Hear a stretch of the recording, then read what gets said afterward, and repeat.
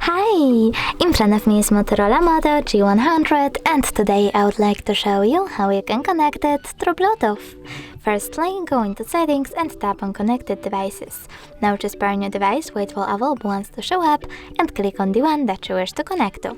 In my case, this Motorola. Now wait for the pop-up.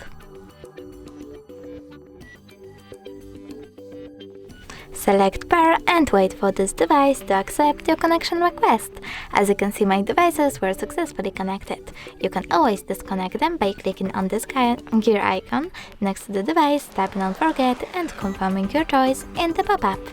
Thanks so much for watching. If you enjoyed this video, leave a like, comment and subscribe. Bye!